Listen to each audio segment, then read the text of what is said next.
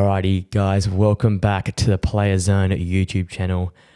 Really excited for this episode here today of another NBA review coming from the Game 4 matchup between the Los Angeles Lakers and the Memphis Grizzlies. And I keep saying it, but how good are these playoffs so far? This game was remarkable from start to finish. It had me hooked, and just an amazement of the awe of some of these players on the court. This game, from start to finish, it was a classic. I guess coming into it, it's a bit of a storyline. Obviously, a big series. A lot of talk's been had so far, but coming to this game 4 was going to be a pivotal matchup for the Lakers with an older team, and with games 5, 6, and 7 being every other day. The older legs, they really need to win this game and be 3-1 up, as we know, sort of 3-1 up in a series means most teams naturally will go through. For the Grizzlies, they had everything to play for. Younger team and with a game every other day, and the ability to win back home court. If they'd won this game, I can see them winning the series. So there's a lot to play and a lot in the line of this game. And whoever already won it, I think the media and myself are thinking they'll probably get the series win. So with all to play for, it was a massive matchup. And from the start, it was the Grizzlies got out the blocks early. Despite that 9-point opening quarter in Game 3, there they came ready to go and blew out the blocks with a 6-0 run of their own. On the back of some great defense, some great shot altering from like the Jaren Jackson Jr. and Xavier Tillman, and shot making for like Desmond Bain there early on. And despite the 6-0 runner start off, the Lakers sort of responded, and it was a response to a surprising individual. Was Jared Vanderbilt, who's mostly known for his defense, but was really aggressive early on. The Grizzlies allowed him to shoot the basketball. They left him open, as they had the likes of Anthony Davis and LeBron James to double up on. So it was Vanderbilt left open a lot, and him cutting towards the paint, getting points of his own blocks and steals was remarkable. And he was a massive offensive punch for the Lakers there early, with 10 of the 12 points to start the game there for the Lakers. Look at the Grizzlies side of things there. It was their ability to get in the paint early on. We talked about how in Game 3 they left a lot out there in regards to shooting the 3-ball early on, and it left them hanging, I guess, early on. But it was their ability to get in the paint, create points, and push downhill like the Lakers did in Game 3 that gave them that great early start there. Just looking at Jared Vanderbilt again, he shot 4 from 6 from the floor, and he shot 2 threes. He only had 6 this season for the Lakers, so those 2 threes there being massive. He went at 50% from three land, and his ability to get second chance points with 2 offensive boards early, and also I said earlier, creating points of his own defensive plays. Joining the defensive party was Anthony Davis, who kept blocking the ball like he has all series. 2 massive swats. And Dennis Schroeder also got a block there early on as well. So the defensive end, the Lakers in the second half of the quarter brought it back. As the quarter progressed, I've got written out here, the Lakers, they locked in on the defensive end. Early on, they were struggling to contain the Grizzlies, their pace getting downhill. But it was the work of like Vanderbilt on Ja Morant, Dennis Schroeder also worked on Ja Morant, Austin Reeves on Desmond Bain early on, and Anthony Davis, who just was the guardian of the paint there. It got the Lakers that lead later on in the quarter, just because, like in Game 3, when the Lakers defend well, they're awesome to watch in offense because they can get downhill, they can be quick, they can push the pace, and it was an exciting sort of end to the quarter to see as the Lakers punched back against the early start there from the Grizzlies. The defense of both teams at a high level really early on, not quite as a high level as what we've reviewed the other game, the Knicks and the Cavs, but it was really huge defensive plays and massive players in the offensive boards for both teams, creating second chance points.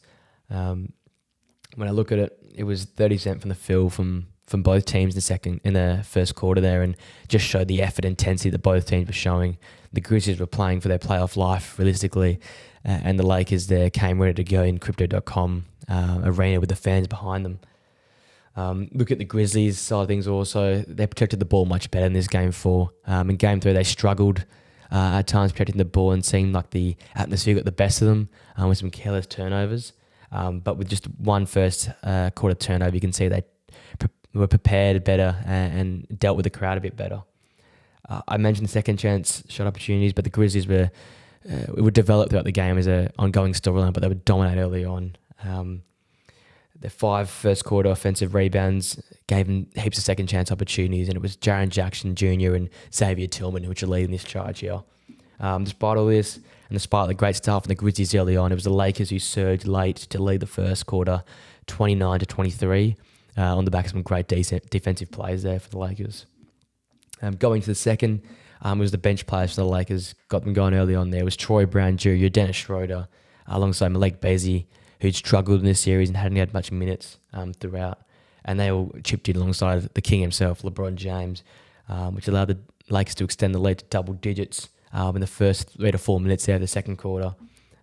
Troy Brown was very impressive with limited minutes, 3 from 3, and the extended minutes he got there in the second quarter to put in a huge 6 points early on for the Lakers. And it was supported by the likes of Austin Reeves with 7 points, LeBron James, who had 6 points of his own, and Dennis Schroeder with a couple buckets there.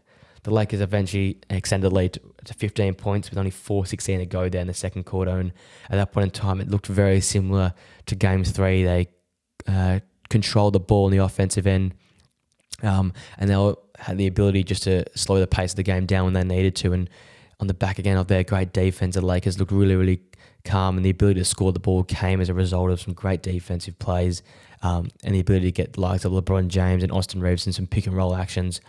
The staggered screen was a big win and tick early on for the Lakers. In the first half, they seemed to abuse this play set, and like Austin Reeves had to get downhill. Troy Brown Jr. was allowed to be open because of the staggered screen and the help coverage. So the Lakers kept going for this early on, and it came with great success. However, this massive lead with only 4 minutes to go, the tide changed, and it was due to Memphis' hustle plays. They created heaps more second chance opportunities, and they allowed them to have more field goal attempts than the Lakers in that second quarter there. And once again, it would seem at the end of this quarter, the Lakers' offense just seemed to stall out. It became slow, stagnant, and the staggered screen they'd be going to for the majority of the first half just disappeared. Anthony Davis was a catalyst for the struggle of the Lakers. He sort of was symbolising that sort of late second quarter struggle. He was unable to score the ball at all in the first half. He was scoreless in the first quarter and left the first half with only 2 points there. And it was concerns for his health as he'd landed Paul in his hip and was seen grasping that hip throughout the end of the second and through the third quarter there. So as all Lakers fans are, people had their heart in their mouth worried if Anthony Davis would come out for the second half there. The Grizzlies led offensively by the work of Desmond Bane, who, despite going 1 from 5 from the three-point land, continued to be aggressive. He got downhill and got into the paint there and finished with 11 points there to finish out the second quarter. It was Jaren Jackson Jr. also with 10 points of his own. Most of these coming at the line and being aggressive there. They got the Grizzlies pushing in the right direction and cutting that 15-point lead very quickly. Also tonight, David Roddy, a guy who's known for his defense and his hustle plays, was not only doing that, but was working offensively as well with 6 points of his own, and just allowed the scoreboard to tick over at really difficult points in the second quarter there. So I guess the combined work of Jaren Jackson Jr., Ja Morant, Desmond Bane, and Roddy there just chipping in allowed the Grizzlies to pin back that 15-point lead with 4 minutes to go and ended the quarter only cutting it down to only 2 points, the lead for the Lakers. And the energy and momentum was just sucked out of the Crypto.com arena, and the Grizzlies seemed like they were on top. They ended up winning the quarter 29-25, and going to the second half, it was game on basically. The start of the second half, it was the Grizzlies again. They came out fighting, they came out ready to go, and they seemed the hungry of the two teams. And despite the Lakers seemed like they had the game in control, just going into halftime, the Grizzlies looked like they'd been leading that the whole game. Their offense was starting to click. They're getting the ball in the basket more often, and I've just got note down here. The turning point was Austin Reeves picking up that fourth foul early on the third quarter there, which minimised his minutes as foul trouble was a big deal in the playoffs, and he'd been the ball handler, the primary guy the Lakers were deferring to dribble the ball up the court and create plays. So him sitting out really changed the momentum and the offense of the Los Angeles Lakers there, and made it more difficult for them to put the ball in the basket. And it was really the defensive struggles early on of the Grizzlies going to a drop coverage that allowed the Lakers to remain in touching distance there. I guess it's interesting to know also the Lakers defense had fallen away as well. And it seemed like teams are getting into the paint at will and getting the ball deep and inside and allowing there to be easy layups and easy floaters. You look at the likes there of Jaren Jackson Jr. and Desmond Bane once again getting deep inside the paint and putting in buckets, a couple of putback buckets there for Jaren Jackson Jr. And then Xavier Tillman had a massive part to play there in the third quarter for the Grizzlies. Not only the offensive end, but later on I'll describe his impact on the defensive end.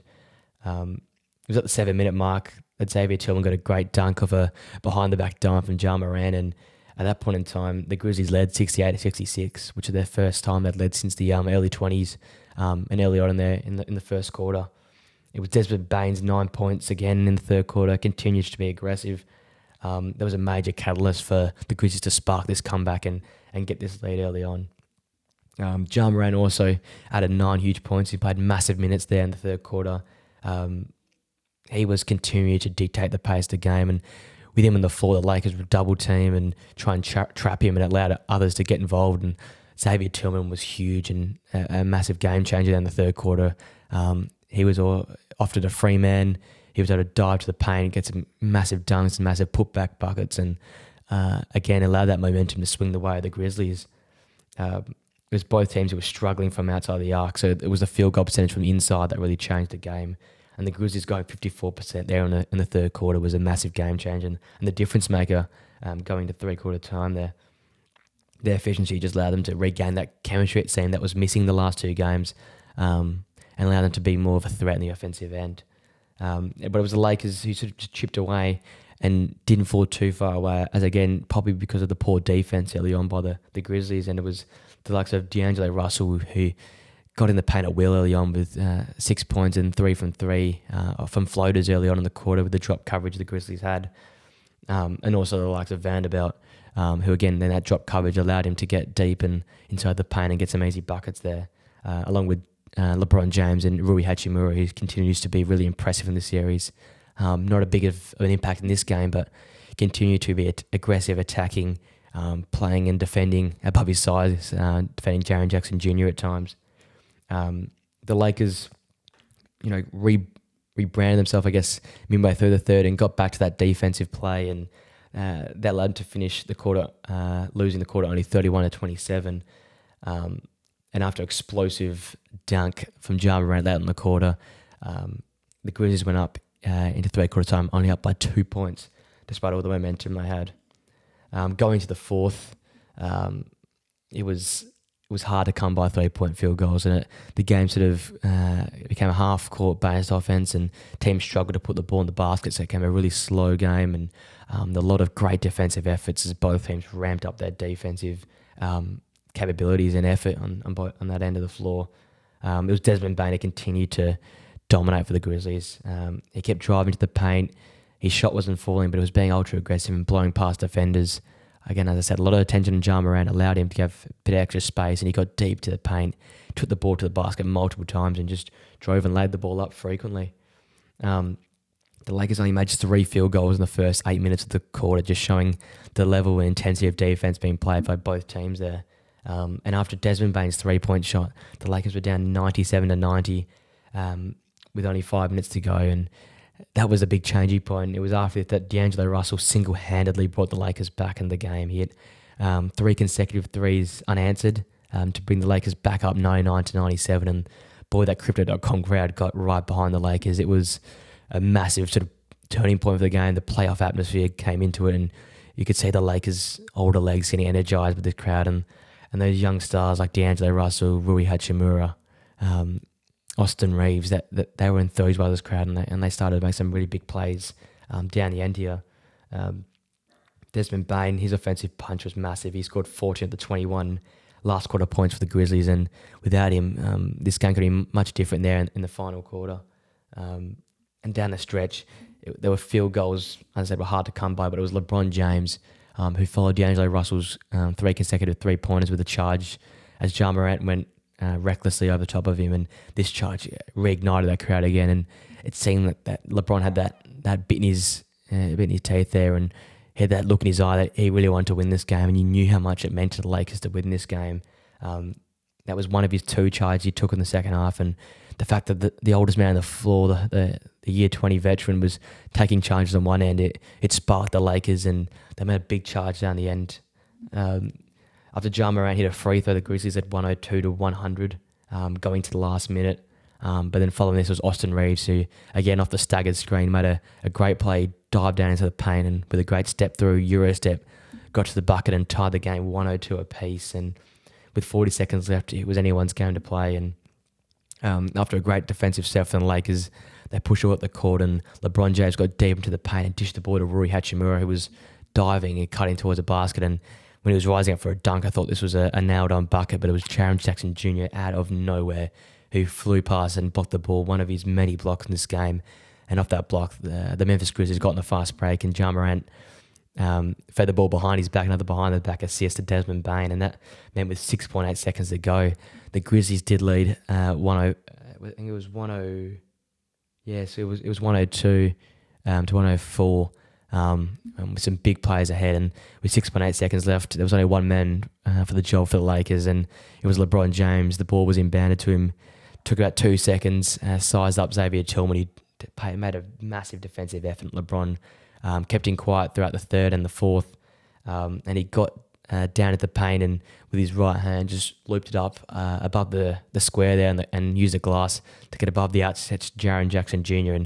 and drop it home for a great layup with 0.6 seconds left. And despite everyone complaining he doesn't score in the clutch, he got it done there in the clutch moment, and Crypto.com, the roof would have blown off. It was a nuts moment. The Lakers tying up 104 apiece going in and forcing overtime despite being down.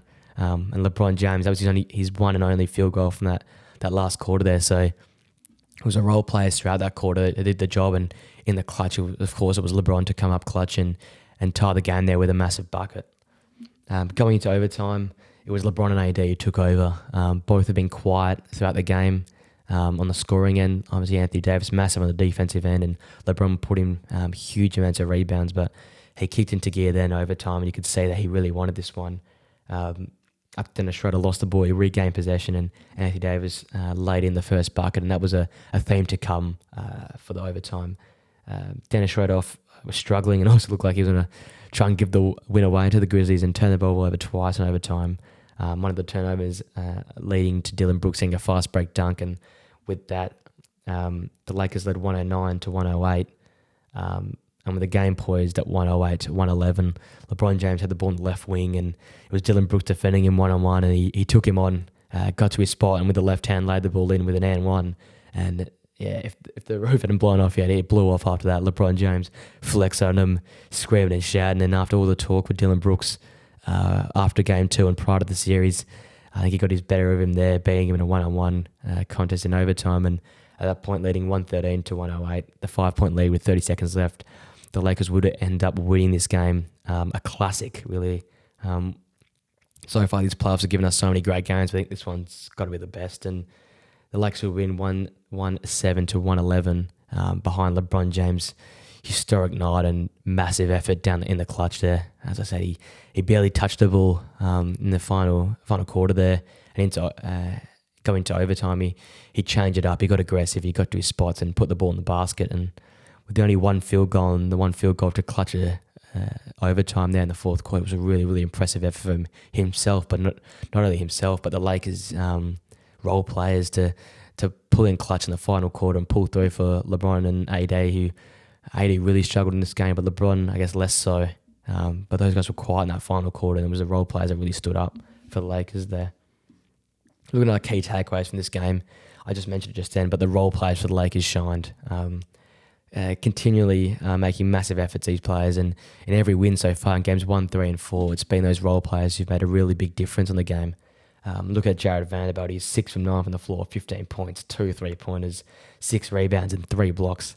Did it in all ends of the floor, defended on Ja Morant, kept him to a relatively quiet game, and scored the ball himself. As I said, 10 of the first 12 points for the Lakers where they struggled to put the ball in, and it came on the back of his defensive plays throughout the game that the Lakers kept in touch with the Grizzlies when the Grizzlies tried to go on a run there. Austin Reeves, massive again, 43% from the floor, 4 rebounds, 6 assists, 23 points. Led the Lakers scoring. Massive. When he was out in foul trouble there in the third, the Lakers offense came to a halt and they struggled, just showing the importance he has with keeping the ball in his hand. He is a primary offensive playmaker now for the Lakers, and what a rise to fame. Remember late last year, he was undrafted. He came through on a 10-day contract. He got his first triple-double late last year, and you go to this year now, he's leading the Lakers and on the offensive end in the playoffs there. He's the primary ball handler. He's making plays, and without him, they would really struggle in this game. Look at D'Angelo Russell with 17 massive points. He scored 3 of the team's 10 threes, which is huge. Both teams struggled from downtown, but Russell's 3 threes in a row there in the fourth to get the Lakers back in front after trailing by 7 was huge. He had 15 second-half points and was monumental, and Coach Ham mentioned his post-game that without D'Angelo Russell, the Lakers would probably be nowhere and would have lost this crucial Game 4. And then finally, look at Dennis Schroeder. Not very good in the clutch in the overtime with 2 key turnovers, but throughout the game, his impact was really felt. He had 12 points. His ability to change pace and get to the paint was really, really big for the Lakers. He had 2 blocks and 2 steals, shot 60% and played some great defense on Ja Morant there when Jared Vanderbilt sat down. So his all-around game was massive as well. And just those 4 just examples of how good the role players for the Lakers have been.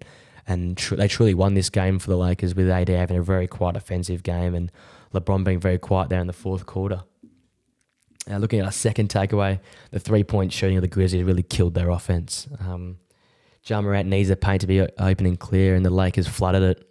Like Anthony Davis sitting in there, Jared Vanderbilt defending Ja Morant, and then you get help defense from the likes of LeBron James and Rui Hachimura, and the ability for them to flood the paints because the Grizzlies have been struggling, especially the last 2 games, shoot the 3 ball.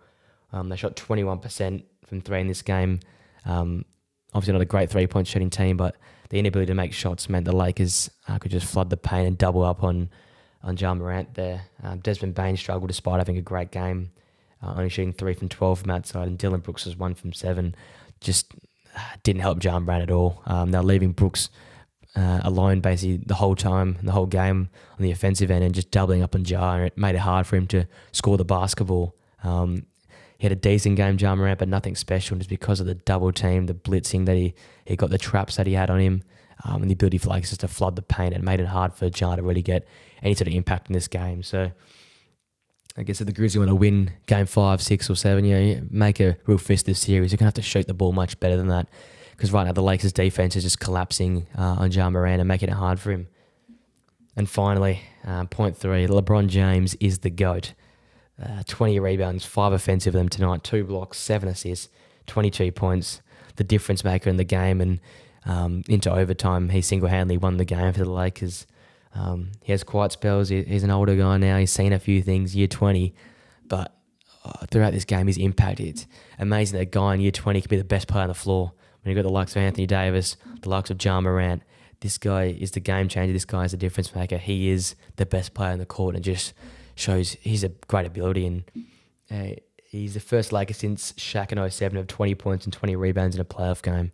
He continues to break records. It's his first time in his esteemed career getting a 20-20 game. So this guy continues to amaze us all. He continues to improve, and this game just shows us how big he is for the Lakers, and it also shows how committed he is. People have commented in the media, and I've seen it myself, that he looks like these younger guys around him are sort of inspiring him to really push through and win and make a big fist this playoff. I've seen many say maybe it's the last dance for LeBron James, it's his last run at the playoffs, and you can see he's leaving everything out there for the team, and that clutch bucket to force overtime, and then the clutch and one on Dylan Brooks and overtime just shows he is putting his body on the line, he is being aggressive, and he's doing it. The possibility of making a real impressive playoff push here. And this 2020 game just shows he ain't stopping it. He isn't slowing down anytime soon. And when you think he's in a fatigue, he just keeps pushing through and keeps performing. And boy, what a leader the Lakers have. And if he can stay healthy and his role players around him can help him out, the Lakers can really make a deep playoff push here. Obviously, they have to get past the Grizzlies first, and I'm really excited for Game 5 tomorrow. It's going to be a really, really tight, contested game there in Memphis.